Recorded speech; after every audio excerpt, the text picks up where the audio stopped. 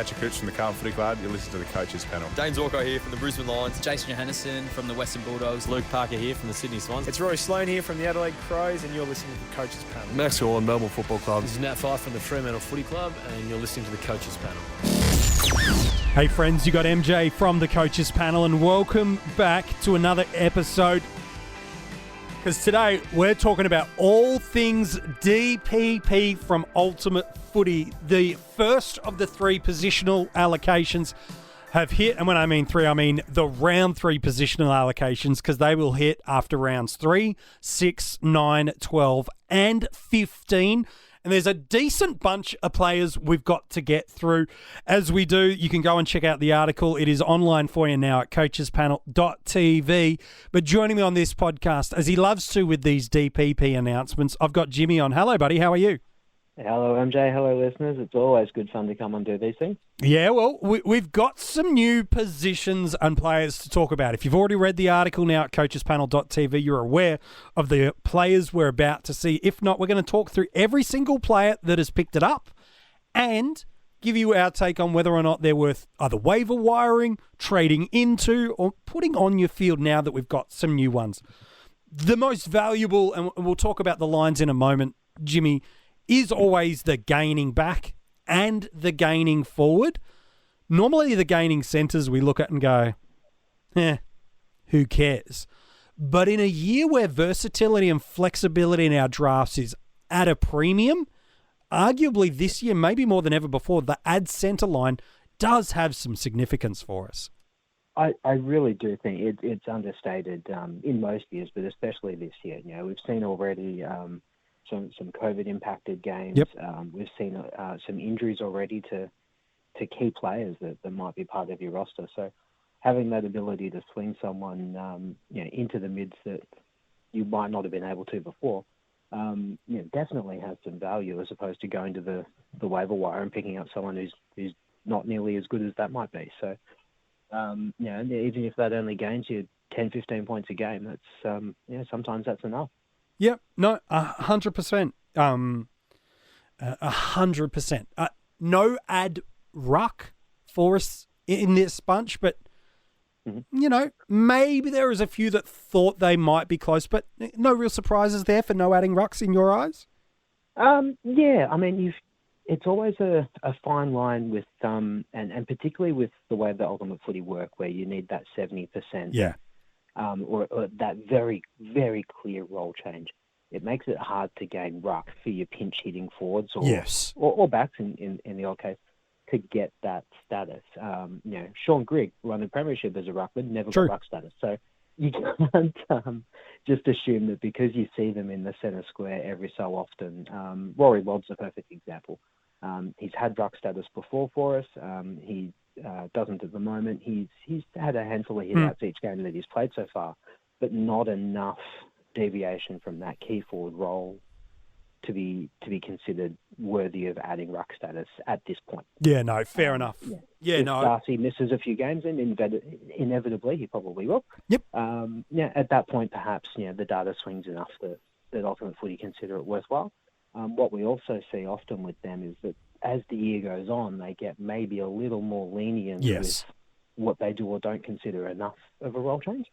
And so he's not done enough yet, but as the year goes on and it's consistent that he's in getting his 10 to 15 hit-outs a game, that might be enough by mid-year. And we have got a number of changes. We can't give everybody dual position round 3. By the end of the year, maybe there's enough that he does get it. And I use him just as an example. There's any number of others that you can use that same argument with as well. Yeah, no, I think that's a fair shout. All right, we've kind of talked around a few players' names enough. Let's jump straight into probably the biggest gain that we've got, and I'll be honest, thrilled we've got it, but shocked that we've got him this early because, like you said, Ultimate Footy are normally a little bit more on the. We'll be a bit more conservative with some of the larger names. Rather than 3 weeks of data being enough, which is the minimum you need to qualify, they've kind of waited for the 6. We're alluding to now adding back status, Scott Pendlebury.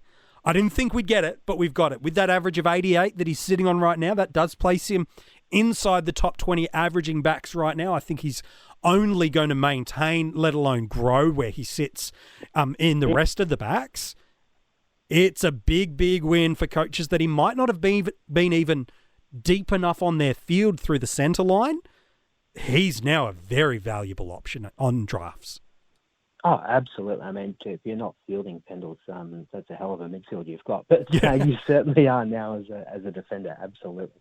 I do agree. I actually think they've gone a bit early with this one. I'll agree with you on that. And I think the main reason that you can kind of justify it is that backline move is not a brand new role change. That's right.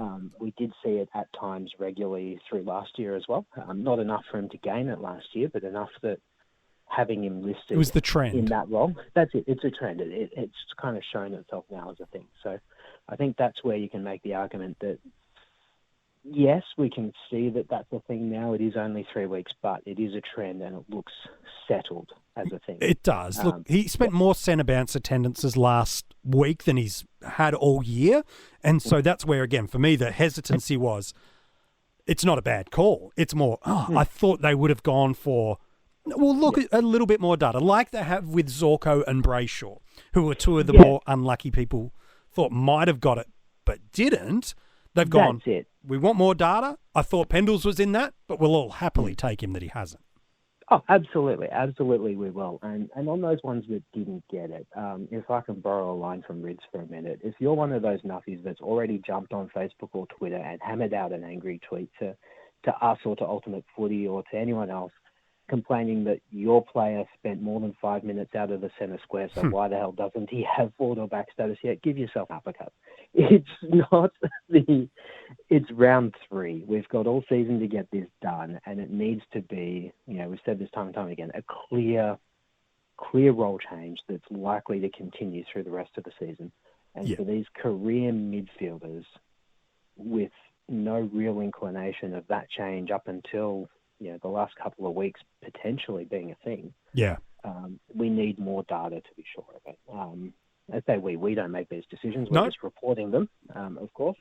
But the game makes more sense for these changes to be made at the right time rather than, you give everybody dual position at round 3, then, who are you putting in your midfield anyway? So that's right. There's got to be a balance, people. So that's important. I really do think that's important. Yeah, I think that's a really good shout. Probably then, Jimmy, the second most relevant. Maybe it's a stretch. I think there's something in most of these players, but got to talk about Nick Dacos, don't we, Jimmy? He's another one of the gains that are really important to us. There's another I want to get to in the back line. Just talked about Pendles, his teammate Nick Dacos. Yeah. No real surprise that he picked it up, is it? Back status. No. It was a little conjecture about whether it'd be too soon, as with Pendles, I suppose, given he did play all his junior career as a pure midfielder. That's true. But and that's what the Pies have recruited him for. That's where he'll end up. And so that question mark of, will he, won't he? Will they see what happens? But he is very clearly, as anyone playing in the back line at the moment, and doing a very fine job of it, of course. Yeah. And it makes sense from that perspective to throw it at him now and let coaches enjoy it. It'll be interesting to see, again, keeper leagues is where he's clearly heavily desired. Now, he's got one of the highest ownerships at 98% that we're going to see at all. I can't imagine the 2 leagues that don't own him. Like, what the hell is going on there? I don't know, man. He had an ADP of 143, so that's quite early for a guy that hadn't played a game of footy. But again, we'll talk about this, with some other players, maybe next with Jordan Clark, about this drafting for the anticipated DPP. Surely that's the kick that has made people jump on him so early. And now he moves from probably... I think it's based on Walsh last year. Yeah, that's true too. Or year before even, as to why that's happened. I think when you look at what he did in his first year and all of the hype about that, you couldn't miss it. That's true. And so as much about the possibility of playing back, I think also just that there was just so much hype about him across all of the formats that, once you ran out of bona fide midfield options, he was an easy one to pick up as he might pop. Yep. And lo and behold, so he did.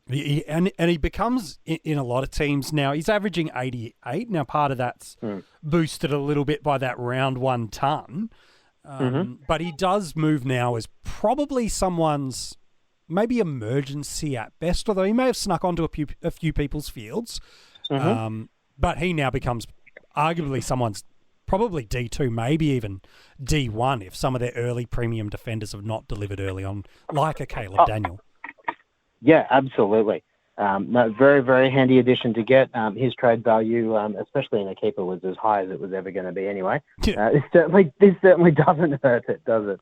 You can't see anyone trading him. Like, side note, again, we kind of cover all draft leagues, but now that he's defender back, we know long-term he's going to move into the midfielder, and just his points per minute, the way he scores. He's trending like a Walsh or even a Zach Merritt in terms of the way he moves. He feels like he's going to be there. Question without notice, is there anything someone could give you that would make you give up a Nick Dacos? Or if you're the owner, you're like, stuff you, he's mine for a decade plus? Look, you would have to be paying such ridiculous overs that you wouldn't contemplate making that offer in the first place. Yeah. If you had the cattle to make an offer for Dacos that the Dacos owner would consider, you'd be challenging for a premiership yourself, and you'd want to keep those assets anyway. I can't fathom how that kind of a deal could actually go down at the moment. That makes sense for both parties. Yep. No, fair enough too, man. Jordan Clark is probably the other in the back line too, averaging in that mid to low 70s, had a 70, 61, and now last week against the Eagles an 87. Again, probably as somebody that's more bench cover and emergency depth in our centre lines. Now, depending on the depth in that back status, he's going to, at worst, push to your emergency. At best, really strengthen your back line by maybe 10 to 15 points per game. Yeah, absolutely. And this is one where your clever coaches who did target him in drafts with the likelihood of getting dual position have been rewarded for doing so. So, well played if you're one of those. And, as we often see with a change of club, it can be a little bit lucrative for a player of his sort of caliber. And, that hasn't eventuated perhaps as much as we might have thought, but being able to slot him into your backline now certainly adds a bit of sugar to that particular move. Yeah, look, it's a very simple one. It's a very obvious one. He had an ADP of 195. Depending on the depth of your league, he is still only sitting in 85% of leagues at the moment. Now, again, those are probably ones that are very, very shallow on field. But it might just be enough for some coaches that are going, I need another defender, and it's something that's there. So there's going to be something for coaches with him there. So that's a positive. Let's go to another. Forward status eligible at the moment. Picked up back status. North Melbourne Kangaroo, Bailey Scott. Hasn't popped a score over 60 yet, but he has had a couple of mid-50s.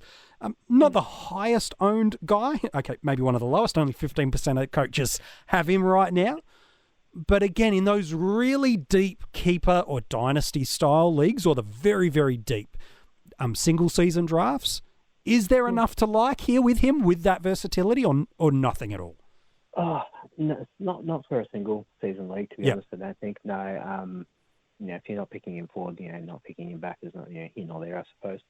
In a deeper keeper league, if you think you've seen enough to like what he's got to offer in that kind of a role, and you've got designs on him being the heir apparent to Zeeble and Hall, then good luck. There's worse options to take a punt on, but patience I think might be required there. Yeah, no, I think so too. All right, well let's lump the centres in that have been. There are three of them that have picked up centre status, and again we've kind of alluded to it already. But Sam Petrevski, Seaton, Dan Houston, and probably the most popular of them, Jordan Dawson, all have gained centre status. We've kind of talked into it already. But is there anything outside of flexibility that these three are adding? Which, again, not to play that down because it is important this season. Is there anything else these three add to us with that picking up of the centre status? Not so much in terms of what they add. I think the main thing with these is, particularly from a keeper league point of view, is that if that midfield role continues and is their dominant role coming through the year, unless they're crucial to your premiership chances, come August in this game, they may be worth putting on the trade table before the end of the year, and the likelihood that they might be mid-only next year. Yeah, I think that's a really good shout. The good news, I suppose, for coaches is if they are playing that predominant centre and midfield role of these guys, probably they're having closer to either strongest or career best seasons, which means if you are in contention in a keeper league, awesome. You can capitalise on that and go deep in finals. Conversely, if you're struggling, you can sell them off as a highest price asset, which I like that. Yeah, absolutely. Yes, but as we said right off the top, that flexibility in the meantime, this year of all years, can't be understated. Yeah. All right. Fair enough too. 3 other players have picked up a forward status that we want to talk through. And again, there's value in what they're going to provide for us this year. And it's probably these 3 guys. Maybe it's worth highlighting that deeper keeper leagues, dynasty leagues, or those that have certain categories activated in Ultimate Footy, which you can do and have, certain key things you can tweak the points. So hit-outs become really important in that forward line in category leagues. Goals, contested marks. These categories can be activated to be really serious points makers, and the 3 names we're about to work through might not feel as relevant in value in just a standard single season league. But Jimmy, if we do start talking about deeper leagues or categories, these could be really helpful pickups. Yeah, absolutely they can.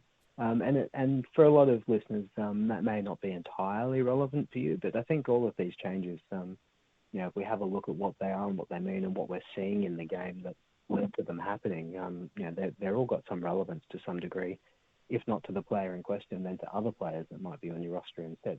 Yep. No, it's a really fair shout. All right, number 1 out of the 3, Noah Bolter. Back status at the moment has been really being groomed and developed into the future key position forward to sit alongside a Tom Lynch.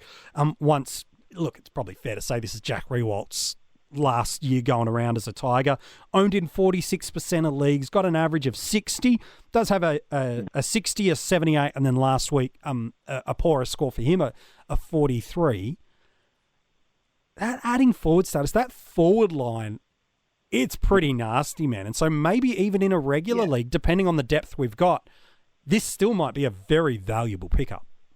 Oh, absolutely it is. We've talked a lot about flexibility, so being able to put him forward or back is a huge asset for you, I think. And that he has got that ceiling as well. So even if he's there as your emergency cover on either of those lines, or as a utility even, Tigers do play a lot of Thursday, Friday night games. They do. Here, so there's a good loophole opportunity for you. And with that ceiling that he can get if he does get a number of marks or goals, and it's an odd thing with him because he is a definite threat up forward, but he has got a lot to offer down back as well. And it seems, from the outside looking in, I guess, as a Tiger, it seems to me that there's not quite a definite grasp on what his ideal role best is. spot, yeah. We've seen him in a bit of both already this year across those 3 rounds. Predominantly forward, but occasionally thrown back as well. And there's a bit there. And they did the same with Asprey for a long while as well, back when, before he settled down back. He played a lot of games forward too. So I don't know if this is part of his craft of learning what forwards do and where to run and how to defend them, or whether it is a permanent ongoing move for him. But either way, he's the sort of guy that does have a good ceiling about him. He will throw up those stinky scores, as he did just a couple of days ago, of course, as you said. But when you can get those good ones on field, by way of loophole or luck, then all the better for it. So it's a handier ad than it might feel, I think, on the surface. Yeah, we kind of look at a 60 forward and go, ugh, next. But if you actually go and look at who's currently, you cop an injury in your forward line right now, like if you're a DeGoey owner, he's out this week with suspension, who's coming onto the field or who you're targeting off the waivers, chances are it's not much better than that if you're running 5 forwards on the ground. Yeah, that's it, let alone a deeper league with 6 or 7 potentially, or same down back. And again, having that option to throw him at either end of the ground as and where you need him. and potentially getting a ceiling score out of it, happy days. Yep. No, I think that's a really fair shout out. Final two forwards to talk into. Already both these guys are rucks, now picking up forward status. Tom De Koning. Average, it's okay, high 40s. It doesn't really, get people super excited about it, but a couple of 50-odd scores there. Again, category leagues where you can get those hit-outs in a forward line, beautiful. Equally, at time of recording, Mark Pittonet is listed as a test. So if we can get a couple of games without Pittonet, then maybe the value skyrockets here. Yeah, that's going to be the key thing for him. If he does manage to usurp that number one ruck position, and to be honest, he should. Yeah. Really should by the end of the year. I think it'd be almost criminal for Carlton to persist otherwise. He definitely has a lot to offer there. And he's still very raw in terms of his ruck craft and his forecraft for that matter. But if he is getting that first ruck position and he has the opportunity to start his day with 20 hit-outs in the bank, then at least then those lower scores he gets aren't going to be so bad. And if he gets on the end of a couple, then all the better for it. So well, those 50s turn into mid-60s then, don't they? That's it. Exactly right. And that's the key thing for him. So, and at that point then, having him as a ruck cover or a forward cover or potentially as your F4 or 5, then, that's, a good outcome to have. So. And especially for a keeper league, his value only goes up as well. Yeah, no, I think that's a really fair shout. And then the last player we want to talk into is Todd Goldstein. Right now, you could build a conversation that he's one of the biggest draft day busts so far for coaches, albeit 3 games in 2022. He had an ADP of 91.5, which isn't horrible, but that is 9th and 10th round sort of area of being picked. And to get a guy that's delivering you an average right now of 50, that hurts to be able to get that. But again, like De Koning, all it takes is 1 or 2 things to go his way. And now this gaining forward status, which is absolutely relevant and fair in my eyes, really could turn if either injuries or game style adjust for North Melbourne. Yeah, absolutely, and that's the key thing with it. He's one that a clever coach might try and buy low while you can now. Even with forward status, a lot of Goldsteiners aren't going to be overly thrilled with his scoring, regardless of what line he's on. And if you can go pick him up fairly cheaply and can afford to hold him until or if that opportunity for him to take back that number one ruck position eventuates, all the better for it. I don't think many of us, I don't think even North Melbourne expected Cherry to be this good, to take over, that's it, as quickly as he did. If anything, I think most saw him as third in line behind Coleman Jones as well. So there's, but he's quickly proven himself at this point to be the man in front. But if he gets injured, if Coleman Jones comes back and they decide they want to give him an extended run, because that's why he left Richmond in the first place. That's right. He wanted to be the number one ruck.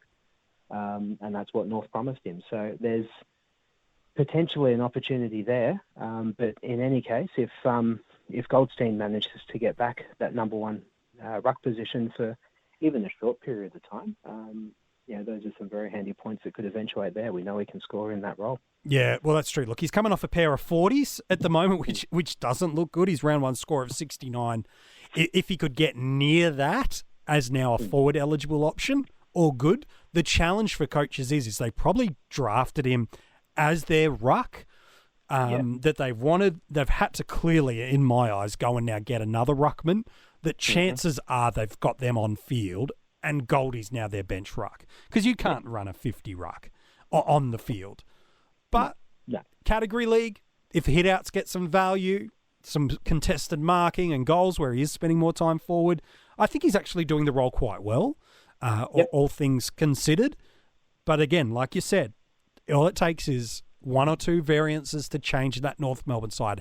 And they got smoked on the weekend. Now, I don't think that's Cherry's fault. I think there was not even a little bit. Not even close. I thought he held up his end of the bargain. But if they're going to shake the tree up, I'd do that. And so it's valuable to hold him. He's still in. So no one's going to drop him. He's currently owned in 91% of leagues, which means deep and medium-sized leagues are holding on. Tiny, shallow ones, and I'm talking about 2, 3, 1, 3, like that kind of. You're only drafting 10 guys. Don't have him, but I think he's worth holding, especially now more so, given what he's got, and even just the stats. He was started by 82% of teams. Yeah, you're not dropping him, and now with DPP, it's not there. All right, let's talk about a couple of guys quickly that didn't get it. There's a few: Jimmy, Angus Brayshaw, Dane Zorko, maybe David Swallow. I was a little bit surprised by him. Maybe you want to throw Callum Ward. All these guys to add back status. Some of varying degrees are either tear it down or okay, I can wait. I suppose I know from an ultimate footy perspective they've gone, sure, we just want to wait to the round 6 allocations before jumping ship.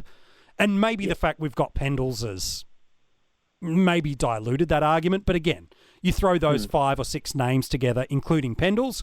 Who's the one you've got the most trust in is staying at halfback? For me, it's Pendles. So I feel that's warranted. But what do you think the likelihoods, probably especially Brayshaw and Zorko, but to a lesser extent Ward and then David Swallow are, of picking up back status in a few weeks' time? Yeah, look, absolutely.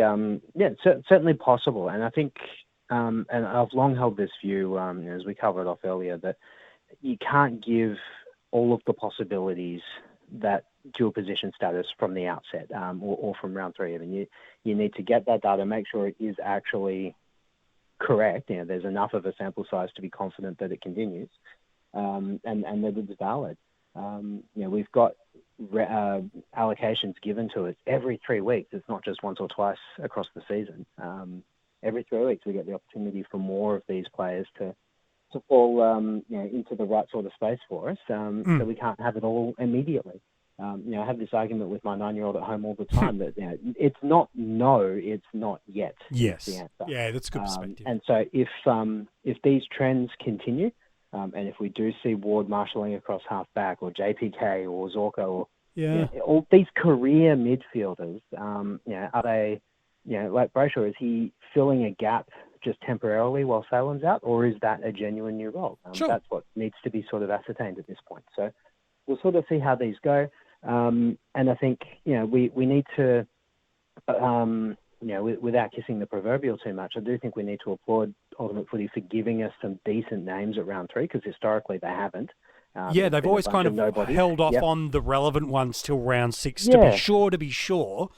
Dacos you couldn't get away from. Clark you couldn't have got away from. But Pendles they could have waited. And no one would have gone. Actually, people would have gone. But I don't think people could have. People have already. And that's, we spoke about what those people should do. Yes, also. You've uppercut them already. So correct. But we now look at it and go, right, we've got some very relevant changes, and that, I'm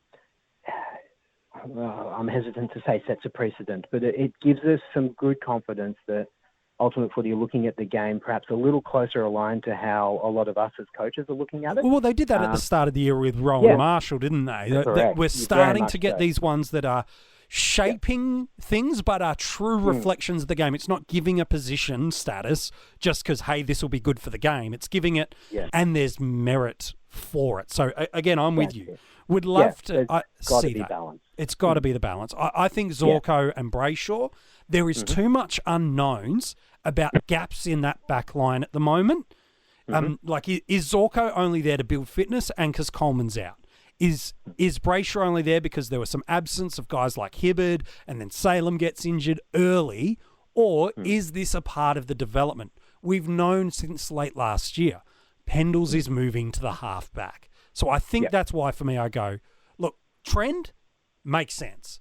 If their scoring of Salem and Zorko and Roll continues, they can't ignore them. So that's what I'd be hoping. If you're a coach of probably those two, maybe Swallow or Ward or JPK to a lesser extent, I'd be saying. That's it. Those fall into that bracket. And then at the other end, you've got players. Yeah, that's it. And I think that are less likely than those we've got coaches hanging on to the possibility of Petrarca getting forward still. It's probably It's not going to happen this year. No. You've got, in the same sort of boat, I think you can put Taylor Adams in that. He is a midfielder who plays in an offensive, goal-scoring type manner, not he's a forward who comes into the midfield. So it's those sort of characters. I saw someone comment the other day saying that Fife should get it this week. And I'm like, he's not played yet. He hasn't played, bro. You got to play a minimum of 3, yeah. That's it. He's not played a minimum of 3 minutes yet, let alone in 3 games. So hang on. It's not yet is the answer. That data has got to be there. We don't just award it because that fits your team better than anyone else's. We always look with our own lens, don't we, around that. I think, to look at Adams or a Petrarca or these guys, I think if they're ever to pick up forward status, it's more than likely to be like Taranto did for us at the start of the year as champion data. Kind of who power all of the formats, initial format decisions, and then Ultimate Footy's the only one that had some gravy on the top of that.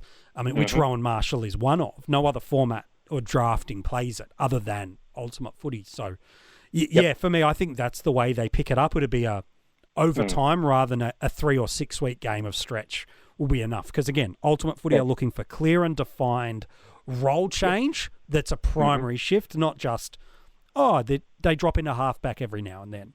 Or they sit in the forward pocket every now and then. 5 minutes outside of the center square. Correct. Yeah, it's a clear and defined role change. We've seen that for Brayshaw and Zorko, sure, but it's 3 weeks. Let's give it a little more time so that they're confirmed, and when it is, awesome, they're going to hit, and they're going to be 90 guys or high 80 guys for us for the year, maybe even 100 in a Zorko's case. And that will shake up, in a good way, the game. But let's not overreact to 3 games, then realise they're moving back to that midfield role and all of a sudden an unfair advantage is hit just because of 3 games.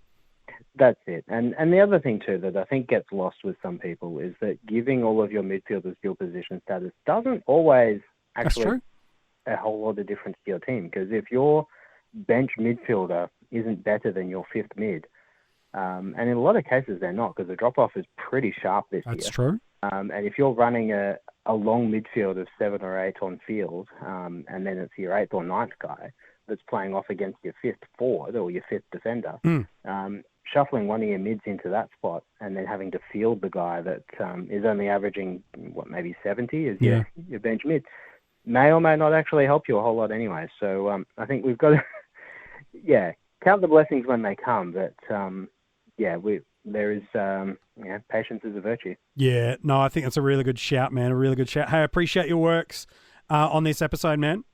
Anytime, always good fun. Thank you. If you want to go and read the article, is online for you now at coachespanel.tv. There is a whole heap of draft content while you're there, including Kane, a fellow Coaches Panel member, teamed up with me to look through who we think are the best 50 Keeper League prospects.